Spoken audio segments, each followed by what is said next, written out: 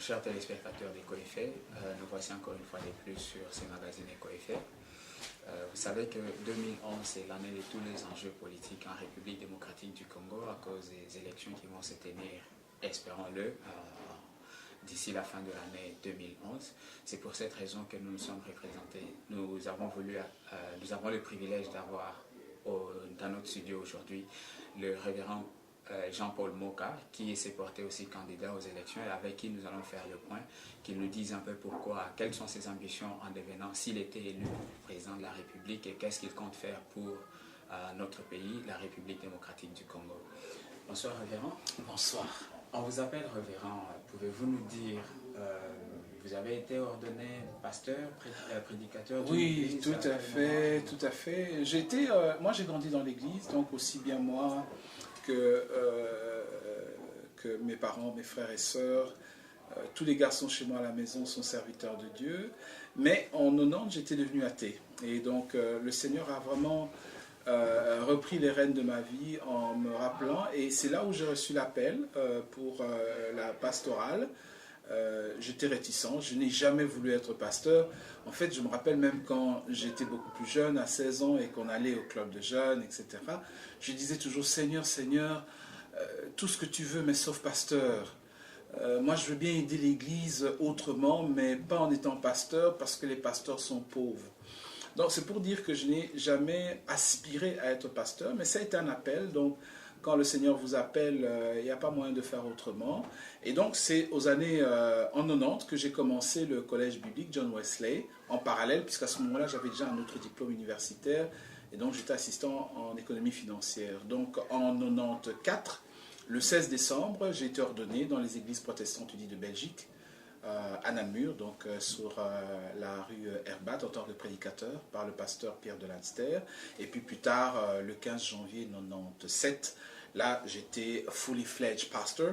Et donc, c'est depuis lors, fin 2000, là, j'ai décidé que le ministère devait prendre un accent plus sur les droits de l'homme, un peu dans la même allure que Martin Luther King ou Desmond Tutu ou d'autres.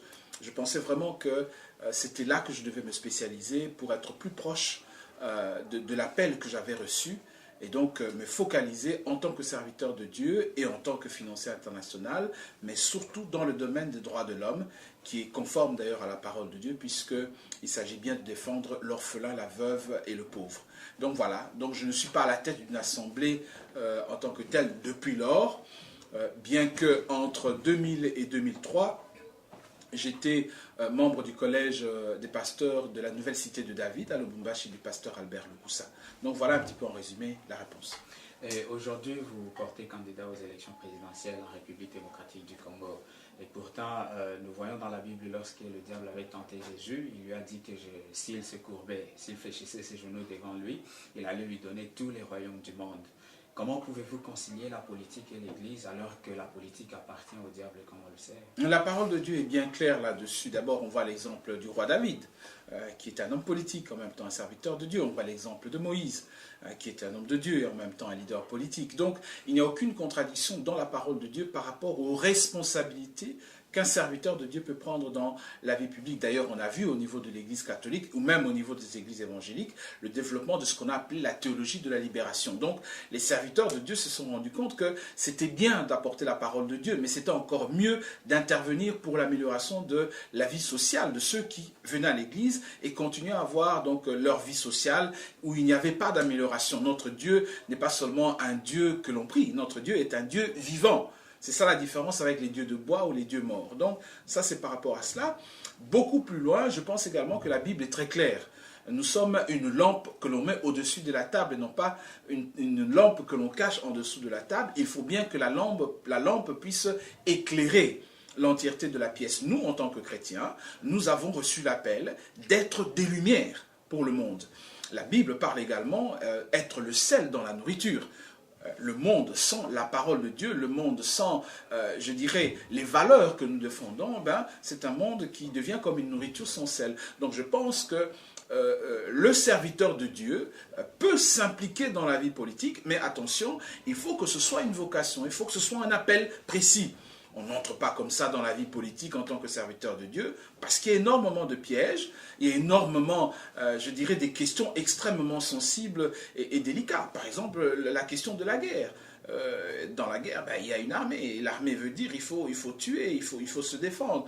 Donc il faut vraiment que ce soit un appel reçu de la part du Seigneur pour pouvoir parcourir ce sentier qui n'est pas du tout un sentier facile. Alors grâce évidemment à la consécration, grâce à la prière, et c'est ce que j'espère que vous allez faire pour moi, eh bien, on peut se maintenir et on peut ainsi vraiment remettre Christ, on peut remettre la parole de Dieu au centre de la gestion d'un gouvernement. Puisque nous parlons de la candidature, de votre candidature aux élections présidentielles, vous êtes aussi citoyen belge et la constitution actuelle du Congo ne permet pas une double nationalité. Que pensez-vous faire pour vous présenter à ces élections? Je pense que comme ceux qui me connaissent ont déjà découvert, moi je ne suis pas quelqu'un qui joue au cachotier ou qui joue aux hypocrites. La réalité c'est quoi? Notre Parlement, il y a 2/3 des membres qui ont des doubles, des triples nationalités. Hein? À la tête de l'État. On sait très bien qu'il y a plusieurs nationalités également. Donc ne jouons pas aux hypocrites. Abordons la problématique de manière tout à fait pragmatique. Il y a énormément de Congolais qui ont plusieurs nationalités, qui ont quelque chose à offrir à la nation. Et je pense qu'il faut changer cette constitution qui exclut, ou du moins qui défend, qu'un Congolais puisse avoir une autre nationalité. Nous, on va à l'étranger, on voit ce qui se passe. Les autres sont prêts à nous accorder leur nationalité. Ils sont même prêts à nous accorder que nous soyons des candidats au niveau municipal, au niveau gouvernemental. Aujourd'hui, il y a des Congolais qui sont ministres. Je pense dans le cas de la Suède, je pense dans le cas de la Nouvelle-Zélande. Il y a d'autres dans le cas de la Belgique. Donc, nous sommes propriétaires de notre terre. Et vous et moi, nous savons que notre terre est envahie. Aujourd'hui, nous sommes sous occupation. Alors, pourquoi laisser ceux qui nous occupent prendre des faux passeports simplement parce que nos ministères de l'Affaires étrangères n'est pas capable de contrôler le système? Vous avez des Sénégalais, vous avez des Rwandais, vous avez des Burundais, vous avez des tout genres qui achètent notre passeport, viennent dans notre pays, se présentent comme Congolais, occupent des postes. Pourquoi est-ce que nous, les propriétaires de la terre, moi mon père est Mouyansi, ma mère est Teke, la ville de Kinshasa nous appartient, qui va me défendre que le Congo c'est ma terre et que j'ai le droit de me présenter? Personne. Donc, il faut que cette constitution soit adaptée à la réalité. C'est un processus qui est en route. On nous avait promis qu'il y a quelques mois que ce serait fait. Ce n'est pas encore fait. Il faut que d'ici les élections, ce soit changé. Parce que moi, quand je vais aller me présenter, je présenterai mon passeport congolais. J'ai mon passeport congolais. Et si elle n'était pas changée avant que puissiez vous présenter? Si elle n'est pas changée, nous allons voir à ce moment-là. Nous allons nous adapter à la situation. Pourquoi pas, quelques semaines avant, écrire officiellement au gouvernement belge et renoncer à ma nationalité belge pour pouvoir me présenter décemment. Vous avez parlé de l'occupation du Congo et nous voyons bien la main étrangère, les puissances étrangères qui gèrent bien la situation, la politique de chez nous. Pouvez-vous nous dire si, parce qu'il y en a qui pensent qu'il n'est pas nécessaire d'aller aux élections, étant donné que c'est pour légitimer ceux qui sont là. Pourquoi avez-vous décidé de vous présenter dans ces conditions où il y a l'occupation au Congo? Il faut aller aux élections. Si vous n'allez pas aux élections, vous allez voir ce qui va se passer. Ceux qui sont au pouvoir, qui ont totalement déçu la population, surtout ceux de l'Est, ils vont se présenter aux élections. Leurs gens vont aller voter et devinez qui va être élu. Mais ça va être eux. Il faut aller aux élections. Arrêtez de démobiliser les gens, de ne pas aller aux élections. Parce que quand vous démobilisez les gens, nous n'allons pas avoir des gens pour nous élire et donc effectuer le changement. Ça fait 50 ans que nous avons demandé des élections. Ça fait 50 ans que nous disons qu'il y a eu la dictature. Maintenant que nous avons une constitution qui n'est pas parfaite, je l'admets. Maintenant que nous avons l'occasion d'aller voter, il faut aller voter. Nous, dans l'opposition, nous sommes beaucoup plus nombreux que ceux qui sont au pouvoir. Si nous mobilisons tous les gens pour qu'ils aillent voter, vous allez voir, nous allons effectuer le changement. La problématique de la tricherie. Nous avons 50 000 bureaux de vote, 13 000 bureaux de compilation. Ça fait 63 000 bureaux. Envoyons des témoins. Pas comme en 2006 où il y avait plein de bureaux, il n'y avait pas de témoins de l'opposition. Si nous envoyons 2 témoins par bureau, ça fait 126 000 personnes. Que l'opposition se mette d'accord. Moi, une fois encore, j'envoie un appel à l'opposition. Mettons-nous d'accord, envoyons des témoins partout dans le pays, de manière à ce que quand les votes sont faits, nous pouvons prendre la photo du résultat, nous pouvons directement l'envoyer sur Internet, et à ce moment-là, immédiatement, dans les 48 heures, nous allons savoir qui a gagné et qui a perdu. Plutôt que d'attendre 3 mois pour se retrouver avec un résultat truqué et commencer à se plaindre. La communauté internationale est fermement engagée à nous aider également pour protéger le processus au niveau de la tricherie. La Constitution est très claire. S'il y a tricherie, Je parle ici d'une tricherie évidemment déterminante. La communauté internationale va être de notre côté. Mais nous l'avons vu en 2006 lorsque Jean-Pierre Mbemba a réclamé que la Cour suprême puisse faire des enquêtes et puis par après on a déclaré que c'était le président Joseph Kabila qui a gagné les élections. Et au même moment on entendait aussi, semblerait-il, que le feu cardinal Etchou disait qu'il avait d'autres résultats que ceux qui avaient été publiés. Face à tout cela, cela n'avait pas suffi pour fléchir le pouvoir en place afin d'accepter les résultats, si c'était vrai, qui était vrai que Jean-Pierre Mbemba était le gagnant. Sortons de la confusion. Le cardinal Etchou, paix son âme, un homme très intègre que je respectais beaucoup, mais il n'était pas le président de la commission électorale. Aujourd'hui, nous avons une commission électorale indépendante qu'on appelle la CENI, dans laquelle il y a 4 membres de la majorité et 3 membres de l'opposition. On retrouve à la tête de cette commission M. Daniel Ngoy, qui est un pasteur très très proche du président de la République. Ça ne peut pas marcher. Donc le combat doit d'abord se passer à ce niveau-là. Il faut que nous ayons une CENI dans laquelle le président de cette commission est quelqu'un dont la crédibilité ne peut pas être mise en doute. On a parlé de Ketumel Massiré, ce n'est pas une mauvaise idée, on peut continuer à aller dans ce sens-là. Je pense que monsieur le Sénégalais, comment il s'appelle encore, celui qui nous avait aidé à Sun City, j'ai oublié son nom, ça va me revenir. Nous pouvons avoir quelqu'un à la tête de cette commission pour nous aider à avoir une commission qui soit la plus neutre possible. À ce moment-là, nous commençons le processus de manière, je dirais, plus honnête. 2006, ce n'est pas 2011. Il n'y aura même pas des élections en 2011. Pas plus tard qu'il y a 2 jours, M. Joseph Kabangé a dit qu'il fallait tout réviser, etc., etc. Si nous avons de la chance, il y aura des élections en 2012. Dans le cadre où il y a des élections en 2012, c'est déjà en dehors de la Constitution. Ne soyez pas surpris qu'à partir de décembre ou un peu avant de l'année 2011, la Cour suprême va dire que pour qu'il n'y ait pas vide de pouvoir, ils vont devoir prolonger le mandat du chef de l'État. Ok ? Ils vont le faire. Qu'est-ce que nous allons faire? Ça va être quoi notre position? Donc, plutôt que de continuer à subir les choses et à prendre les mauvaises décisions, mais puisque nous avons le pouvoir de prévoir, le pouvoir de voir ce qui va arriver, mais prenons de l'avance. Moi, je dis que par rapport aux tricheries, moi, je ne vais pas accepter l'inacceptable. Ça, c'est déjà clair. Et je n'attends pas les jours des élections pour dire qu'il y a une tricherie. Je prends mes précautions à l'avance. J'aimerais qu'il y ait des témoins dans les bureaux de vote. J'aimerais qu'il y ait des appareils de photos dans les bureaux de vote. Paraît-il que c'est interdit à l'intérieur? Pas de problème. Mais dès que les résultats sont dehors, qu'on prenne les photos, qu'on nous envoie les résultats. Donc je ne pense pas que si l'opposition se met ensemble, que la tricherie va passer cette fois-ci. Je ne pense pas, et je sais qu'il y a beaucoup de sceptiques parmi les Congolais, mais que ceux qui ont un peu plus de foi puissent entendre ce que je vais dire maintenant. Je ne pense pas que la communauté internationale va accepter des tricheries en 2011 ou 2012. Et donc, une fois que la communauté internationale et la population congolaise ensemble disent non, ça ne correspond pas au choix que nous avons fait. Tel est le cas actuellement en Côte d'Ivoire. Eh bien, qu'est-ce qui va se passer? Nous allons entrer dans un système plus transparent qu'auparavant. Soyons aussi, je vais dire, responsables. Soyons responsables. Il y a des pays, ça fait 200 ans qu'ils organisent des élections. Malgré cela, il y a des tricheries. Nous, on a eu des élections en 2006. C'était dégoûtant parce qu'il y a eu des tricheries. On va en avoir en 2012.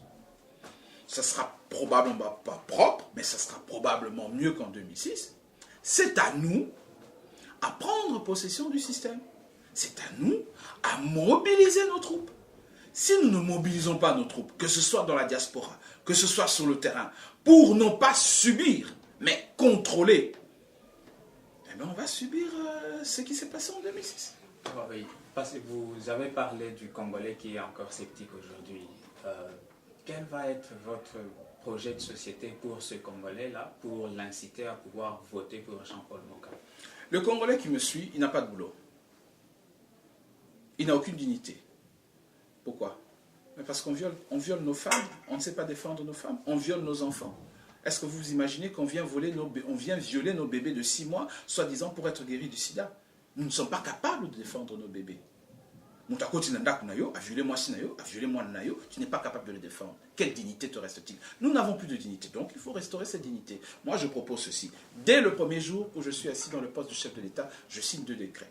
Premier décret, j'appelle urgemment la communauté internationale pour la création d'un tribunal pénal international pour les crimes de guerre, les crimes de génocide qui se passent dans notre territoire. Ça veut dire quoi? Mais il faut coffrer tous les criminels. C'est ça que ça veut dire. C'est clair. En parallèle, il faut cependant créer une commission paix, justice, vérité, réconciliation, parce qu'il faut quand même qu'il y ait réparation. Il faut que les gens entendent pourquoi ils ont été tués, il faut qu'il y ait repentance, il faut qu'il y ait pardon, parce que la vie doit recommencer. Vie et zalakate, bazokisio bapota, il faut toujours regarder en arrière. C'est comme on dit, ozo kumba mutuka, oliota la liboso, ozota la rétroviseur. Mais tu vas faire un accident. Donc en tant que pays, nous devons avoir ce processus de repentance, de pardon et aller de l'avant. Deuxième décret, je créerai la commission anticorruption la plus puissante que l'Afrique ait connue depuis la période post-coloniale. Pourquoi? Parce qu'en échange, je suis en train de proposer un nouveau plan social, ce que j'ai appelé mon plan Marshall, le New Deal, avec la population congolaise. Est-ce qu'aujourd'hui, vous pouvez vraiment dire qu'il y a un plan social pour notre pays? Non. Moi, je propose un plan social basé sur 100 milliards de dollars, qui viennent d'où? Pas de la Banque mondiale, ni du Fonds monétaire international. Ça vient du secteur privé.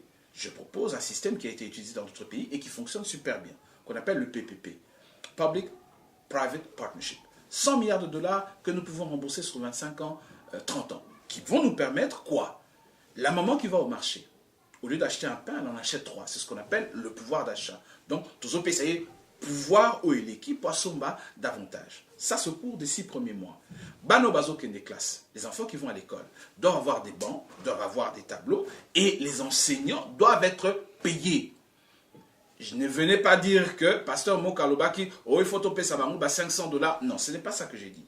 J'ai dit que les enseignants doivent être payés tous les mois. Pas comme ça se passe actuellement.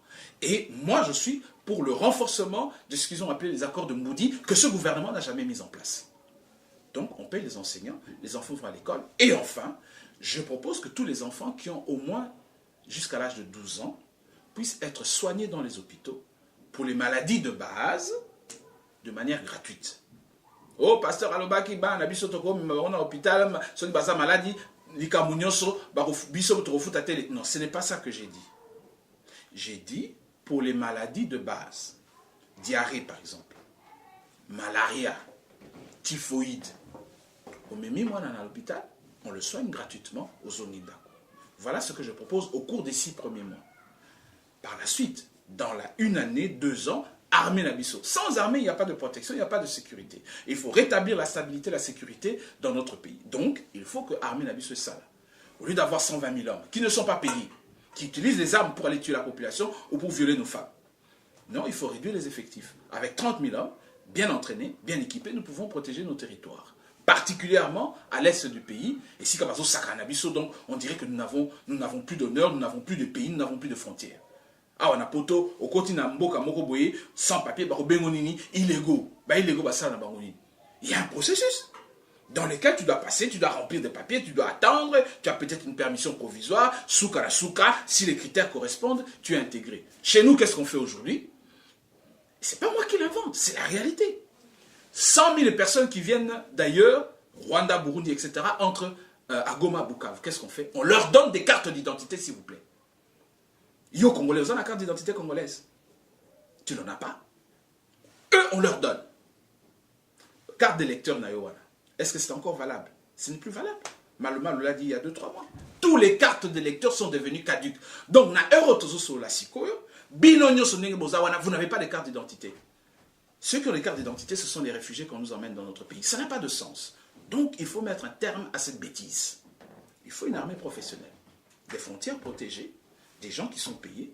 À ce moment-là, nous allons pouvoir assurer la sécurité et la paix sur notre territoire. Oui, nous avons eu beaucoup de promesses de la part de tous ceux qui ont battu campagne et consorts. Quelles garanties vous donnez? Quels seront les moyens de faisabilité? Vous parlez d'un plan Marshall de 100 milliards de dollars et pourtant nous savons que tous ceux qui ont reçu une aide extérieure doivent aussi orienter leur politique en fonction de ceux qui ont accordé cette aide-là. Comment pensez-vous renoncer à l'aide conditionnelle qui vous sera donnée pour implanter le plan que vous venez juste d'étaler? Je m'assure que les gens qui ont déjà donné de l'argent, des engagements fermes, et il y en a, puisque aujourd'hui, j'ai déjà pu assurer un peu plus de 40 milliards d'euros Hein, donc on parle ici de 60 milliards de dollars. Il faut que les choses soient claires. Moi, je suis quelqu'un de clair. Aujourd'hui, ça la contrat pour Bayako aider Mbokanayo financièrement. Mais les contrats doivent être clairs. Les gens qui vont venir aider notre pays, ça va être pour participer au développement social, créer des hôpitaux, créer des routes là où vous faites vos entreprises, des soins médicaux pour vos travailleurs. Donc, il y a un certain nombre de clauses qui sont faites. Mais est-ce que Nazam Boutaliboso a proposé l'Ikambouana? Non. Mais quelle est la différence? La différence, vous allez la comprendre tout de suite. Nazo Pesabino, exemple Mokokak. Et vous allez comprendre immédiatement où est la différence. Bon, si Boyoka l'Ikambouya Westcore, je suis sûr que non.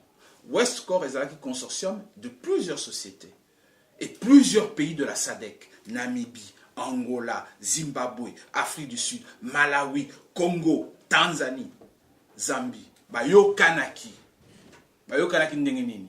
Tozo tia 10 milliards sur la table. Tozo reconstruire Inga en 3 ans. Électricité à Inga et Gozala po na bambo kawana nyonso bazofuta po na Congo gratuitement. Excédent siko tokosa la ndeni tosa.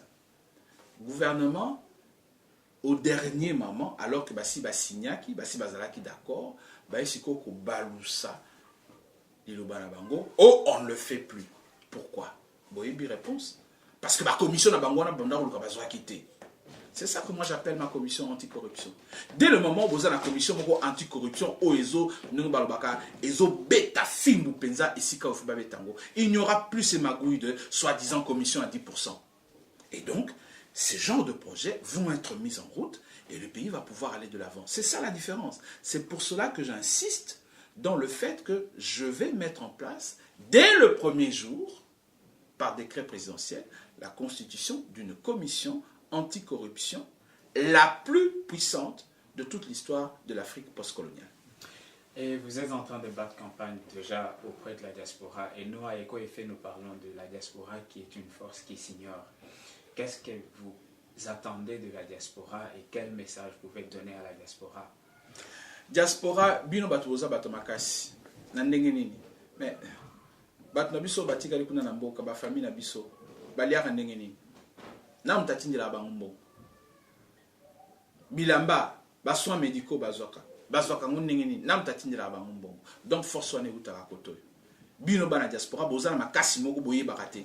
Donc bozala kana bino nezi ba David moko boye bo fanu na bino kaka ndenge wana o Goliath azana ba nere azana ba sodai. Waya, force c'est pas nabino. Ce qui les lobes décidé. Bolobi, voix au bisotoponi et ça voix un mouvement bleu. Révérend Mokana to PC confiance, to sangani. Bino Mokani c'est le quoi ne roumela. Et roumela tête aussi ça tout de suite. 1 milliard de dollars besoin de verser sur le territoire national. Presse. Nga nazo kene mboka kuna. Bino Mokani si batu ya RTNC na ba olexanga na télévision na bango, ba koboya.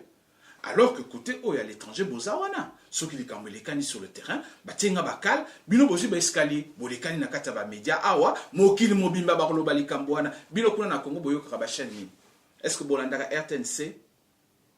Je ne pense pas. Bolandaka ba chaîne Radio Okapi.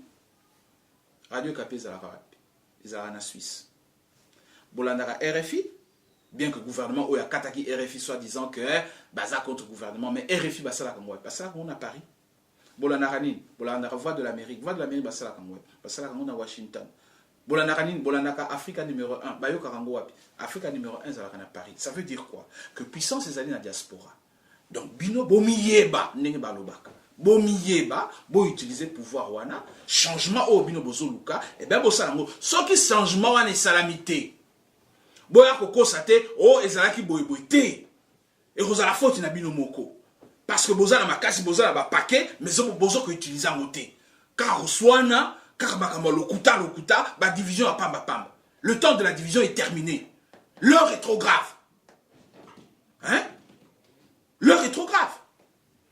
Alors, vous avez épousé une des cousines au président Joseph Kabila. De ce fait, vous êtes beau-frère par alliance. Pouvez-vous nous dire aujourd'hui, parce qu'il y a une question qui fait couler beaucoup d'encre et de salive aujourd'hui dans la tête des Congolais, pouvez-vous nous dire est-ce que Joseph Kabila est réellement fils biologique de Laurent Désiré Kabila? Ngana yebisa bino depuis kala, est-ce que mukolo oyo Laurent Désiré Kabila alalaka na mbetu na mama na ye, est-ce que ngana nazalaki wana? Nazalaki wana te. Bon. Donc, baya kolukela nga ba makambo pamba te. Ngana za makila na ye, naza makila na ye te. Papa na nga za muyansi, mama na nga za muteke. Moi si na ngai alobaka toujours, je suis la nièce de Laurent Désiré Kabila. Comprenne qui veut. C'est à vous de comprendre ce que ça veut dire.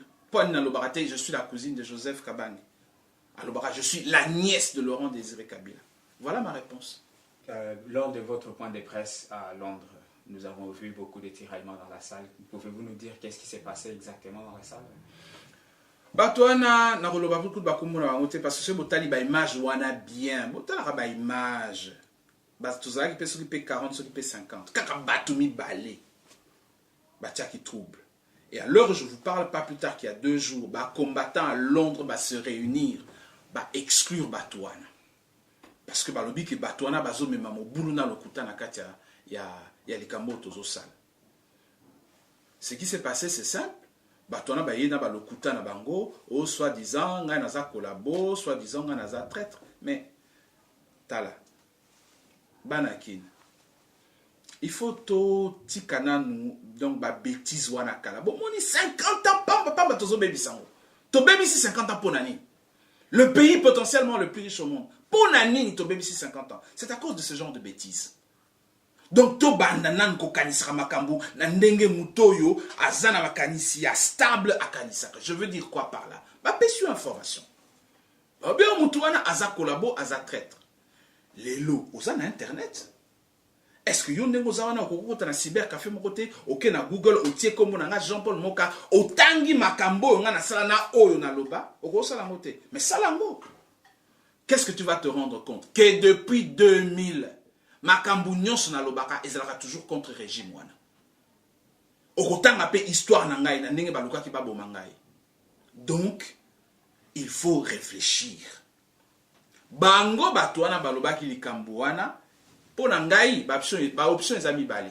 Soit baliaki mbongo, du fait que pas abonné binomo bomonaki, na salaki audimat mora makasi, il fallait donc bakasser yango, soit baliaki mbongo, ou alors, ça aussi c'est une autre possibilité, ce sont des gens, il faut que je sois prudent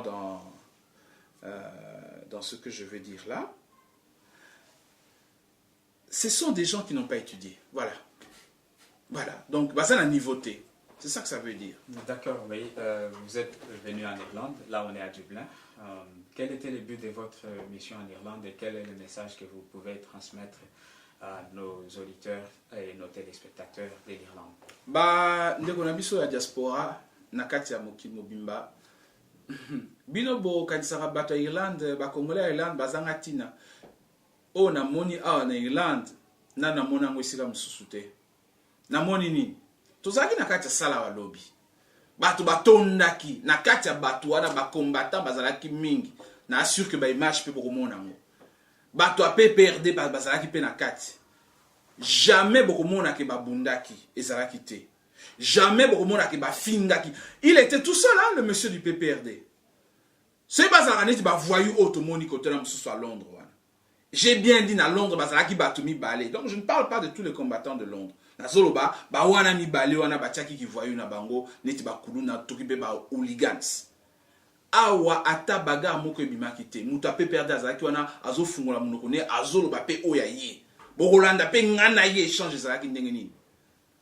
Ba oyo bazalaka bindima ba koya koyebisa bino o révérend futaki mutu wana aya koloba kazalaki mutu ape perde yango wana balexie te. Botu na bana Irlande, c'est le monsieur là, c'est un vrai monsieur du PPRD. Ayebana awa depuis kala. Bolanda ba échange ngana eto salaki. Donc, on est qu'on découvrir en Irlande maturité. Donc, j'espère que Ndenge Bino Bozawana, tant Borolanda ba image wana, beaucoup comprendre que démocratie, c'est la liberté d'opinion.